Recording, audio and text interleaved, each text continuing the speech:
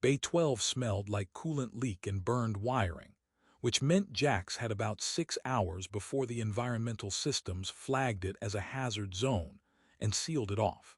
They were knee-deep in a plasma conduit repair when they heard the sound, metal scraping against metal, followed by what might have been a groan or might have been hydraulics failing. Hard to tell on Meridian Station, where everything was 50 years past its expiration date and held together by spite. Jax almost ignored it. Maintenance techs on Meridian learned early that curiosity was how you ended up dead or disappeared, and the smart money was on minding your own business. But the sound came again, definitely organic this time, and Jax had never been as good at ignoring people as they pretended to be. The escape pod was wedged against the bay's outer bulkhead, its hull scorched and pockmarked with what looked like plasma weapon impacts. Someone had brought it in through the bay's emergency airlock, and then apparently abandoned it, which meant either they'd fled or been disappeared by one of the gangs that controlled station access points. She was half-collapsed against the pod's open hatch, one hand pressed against a wound in her side that was bleeding through makeshift bandages, the other gripping a weapon she was too weak to raise. When Jax approached, her eyes tracked the movement with a clarity that suggested she was still combat-capable despite the blood loss. "This is the part where you decide if I'm worth the trouble," she said, her voice rough but steady. Jax looked at her. Nondescript combat gear with no insignia, no identification, injuries suggesting military-grade weaponry and close-quarters fighting, the kind of trouble that got maintenance techs killed when they stuck their noses in. "Can you walk?" "With assistance." "Then let's get you somewhere less obvious before whoever's looking for you figures out where you landed." They half-carried her through maintenance corridors that most station residents didn't know existed, avoiding main thoroughfares and the checkpoints controlled by the 3 different gangs currently fighting over Meridian's dwindling resources. Jax's quarters were small, combination bedroom, workshop, and unofficial medical clinic, since the real medical bay charged rates that would bankrupt a cargo hauler.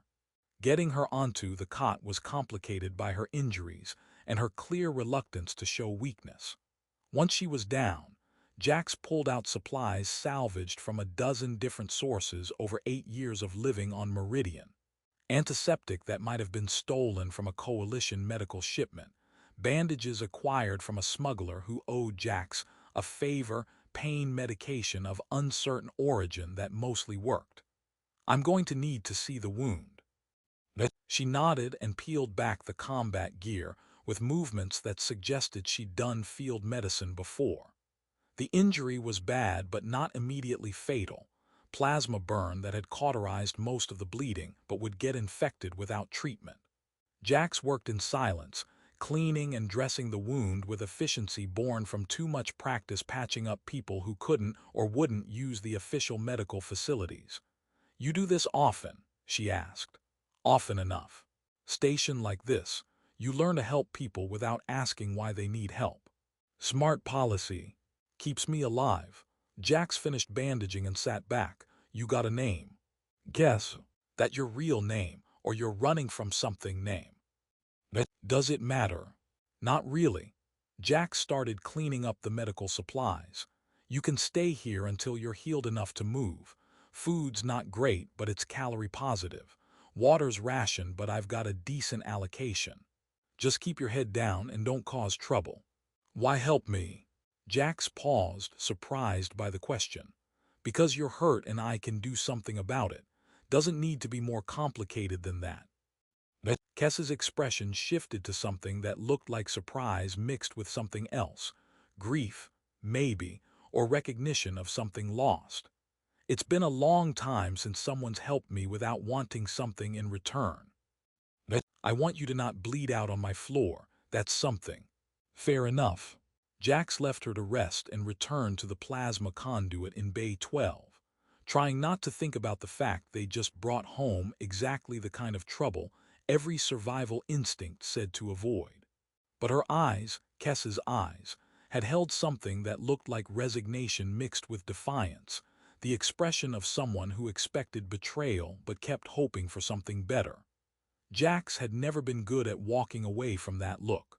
Kes recovered faster than Jax expected, though she moved carefully for the first few days, testing her limits. Jax continued their maintenance rounds. Life support needed constant attention. The station's water recycling was held together by improvised parts, and the power grid had developed a habit of brownouts during peak hours that suggested imminent catastrophic failure. They developed a rhythm. Jax brought food, protein bars of dubious origin and synthesized nutrients that tasted like regret, and Kes ate without complaint. Jax mentioned station gossip, and Kes listened with an intensity that felt excessive for stories about gang disputes and refugee camp politics. They existed in parallel, careful not to intrude on each other's space, except Kes kept breaking the pattern.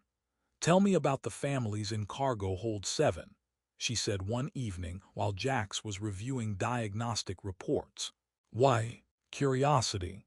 Jax looked up from their tablet. "They're refugees from the outer colonies. Coalition and Alliance both tore through the sector. Most of them lost everything. They're waiting for transport to somewhere less bombed out. But transport's expensive, and they've got nothing left to trade." "How many?" 43 families, 162 people total. 18 of them kids under 10 who have never known anything except war. Jax's voice went flat in the way it did when discussing things that hurt to think about. "They're packed in like cargo because that's what they are to most people. Numbers on a refugee manifest." Kes was quiet for a long moment. "Do they have adequate medical care?" "They have what I can smuggle them. It's not adequate." "And food?" "Same. Station administration doesn't consider refugees worth the resource allocation. They're supposed to be temporary, but temporary's been 2 years for some of them." 2 years. Kes repeated it like she was testing the weight. "In Cargo Holds designed for short-term storage." "You sound surprised. Where have you been that refugees getting screwed over is news?" "Somewhere I couldn't see this clearly." Kes moved to the viewport, looking out at Meridian's chaotic sprawl. "You help them." "When I can, doesn't amount to much." "It amounts to something to the people you help." Jax didn't know what to say to that, so they returned to diagnostic reports while Kes stood at the viewport, watching the station like she was trying to memorize every detail. The attack came 6 days after Jax had found her. Alarms screaming, hull breaches in 3 sections. Someone, raiders or deserters or coalition special forces. Impossible to tell the difference. Pushing through the station's minimal defenses toward the cargo holds where the most vulnerable people sheltered. Jax was trying to seal a bulkhead when Kes appeared, moving with the kind of efficient lethality that made it clear she was absolutely not just another soldier. She cleared the corridor in under 30 seconds, neutralizing threats with precision that suggested extensive combat training and zero hesitation. When it was over, Jax looked at her properly for the first time. "Who are you really?" Kes holstered her weapon, and for the first time since Jax had found her, she looked uncertain. "That's a complicated question." "Try me." "Not here. Too exposed." She glanced around at the bodies and the damaged corridor. "We should move." Back in Jax's quarters, with the door sealed and the station's security systems cycling through yet another emergency lockdown, Kes finally spoke. "The galaxy is governed by powers you've never heard of." "That's a hell of an opening." "It's also true. The Coalition and Alliance, the visible governments everyone sees, they're real, but they're not the primary system of governance. They're managed." "Managed by who?" "Someone who learned that visible power invites challenge, breeds resentment, creates targets. Someone who realized that true control comes from shaping systems without anyone knowing they're being shaped." Jax felt cold spreading through their chest. "You're telling me there's some secret emperor running everything?" "Not an emperor, a sovereign, the silent sovereign specifically, and not running, governing. There's a difference." "That sounds like semantics to me." "It's the difference between dictatorship and coordination. Someone has to manage the vast complexity of galactic civilization, prevent the catastrophic conflicts that would kill billions, allocate resources across systems that would otherwise descend into chaos. The sovereign does this through quantum-entangled networks, through proxies who don't know they're being coordinated, through market forces and policy recommendations that guide without commanding. And you know all this how? Kess met Jax's eyes steadily. Because I am the silent sovereign, and you're the first person in 30 years who saw me as someone worth saving just because I was hurt. Jax's first response was to laugh, because the alternative was to accept that reality had just reorganized itself around an impossible revelation. But Kess wasn't smiling, and the certainty in her eyes made the laughter die. You're serious? Completely. Prove it. Kess pulled out a device that looked like a standard communications unit, but absolutely wasn't. She entered a command sequence, and Jax's quarters suddenly had access to systems they'd never seen: station administration protocols, security grids, resource allocation networks that revealed Meridian Station as a small node in a vast, invisible web. Those cargo holds you mentioned, the 43 families. Kess manipulated the interface. I just authorized resource reallocation that will improve their conditions.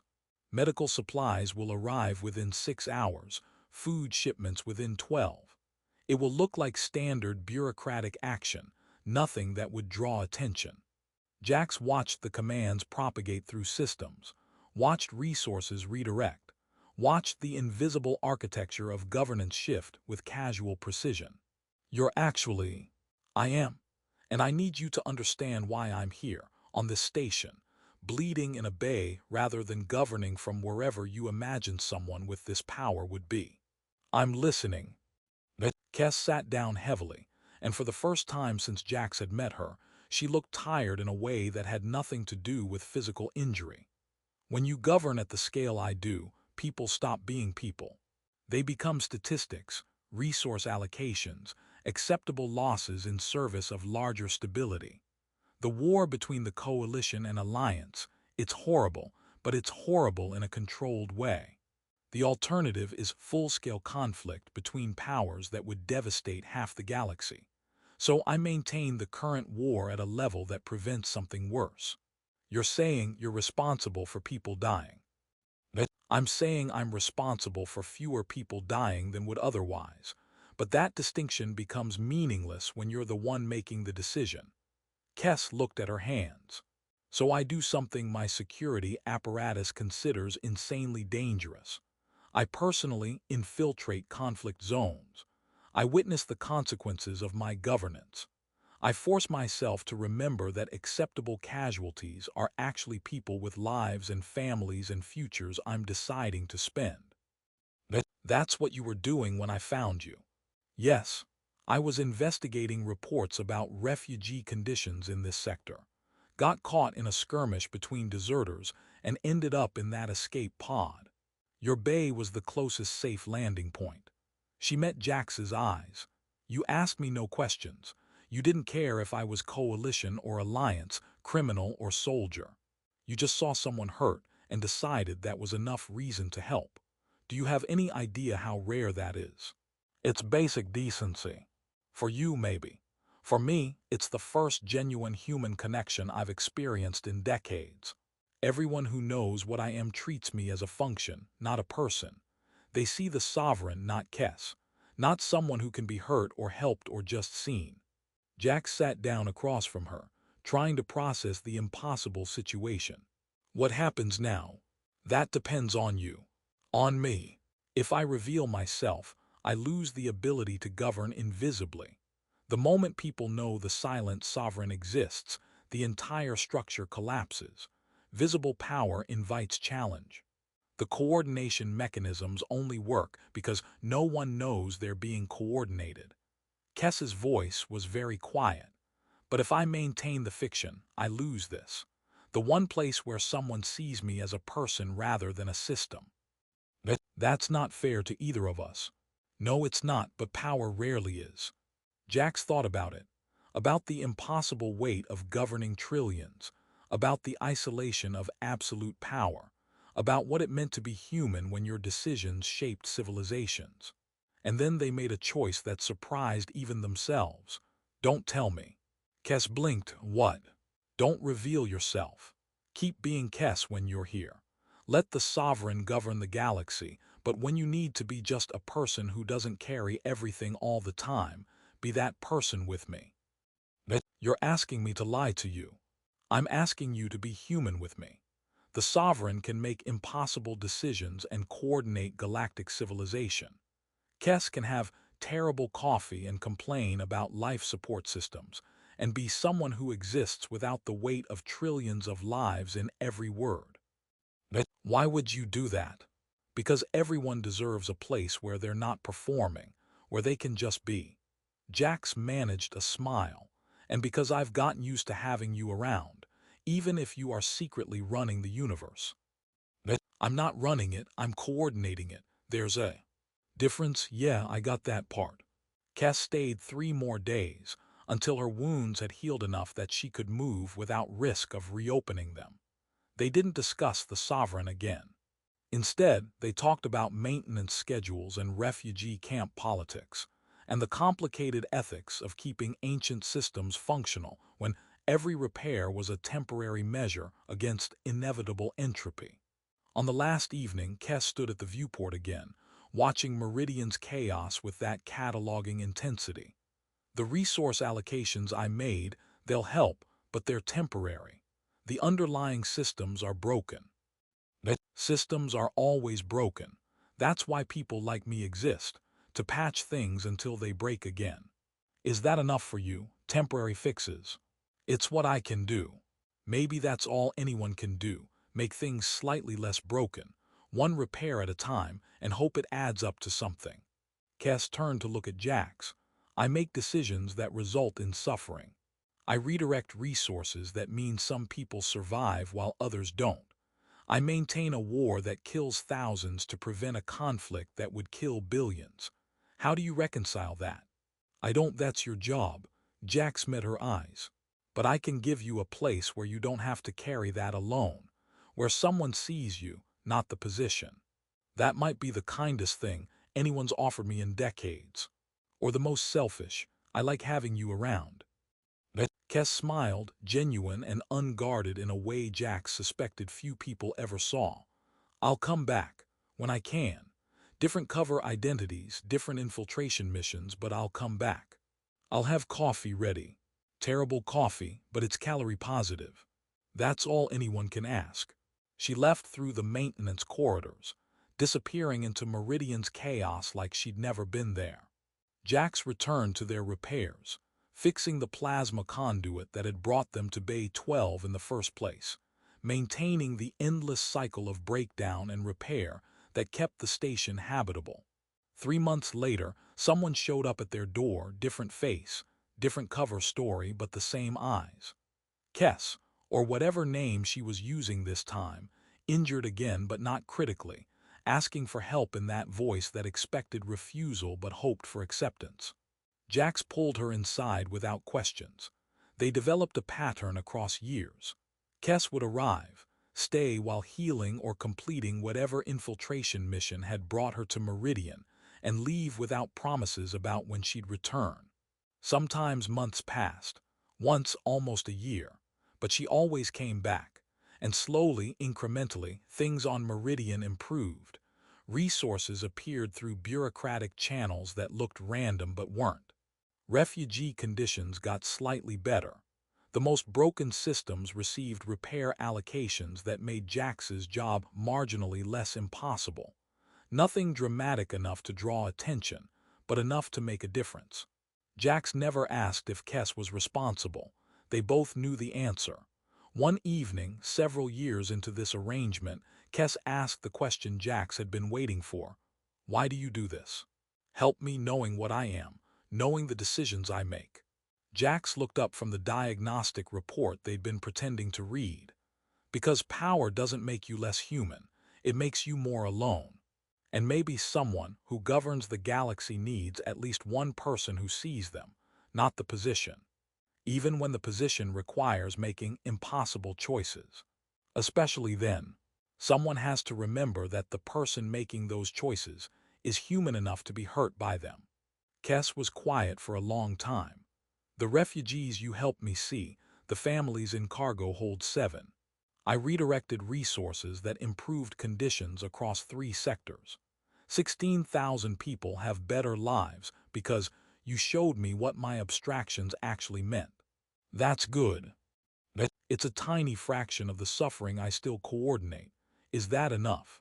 I don't know, but it's better than not trying. You make it sound simple. It's not simple, but maybe it doesn't have to be complicated either. Maybe governing the galaxy is just maintenance on a massive scale, fixing what's broken, patching the systems that fail, hoping it adds up to something better even when you know it's all temporary. Kess smiled, and this time there was something like peace in it. I should go. This mission's window is closing. Come back when you can. I will, I always do. She left, and Jax returned to fixing the water recycling system that had developed a concerning leak. Outside the viewport, Meridian Station continued its chaotic existence. Refugees and mercenaries, broken systems and temporary solutions, people surviving in the gaps between impossible choices.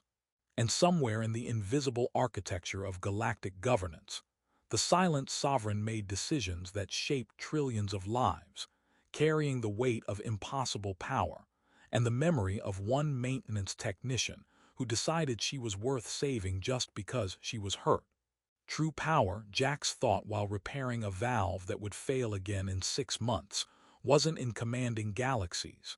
It was in the vulnerability of being seen, not as what you could do, but as who you were. And sometimes salvation came not from revelation, but from giving someone permission to be human, even when they held the universe in their hands. The water system stabilized. Jax marked it for future maintenance and moved on to the next repair. The endless cycle of breakdown and fixing that kept life possible in impossible places.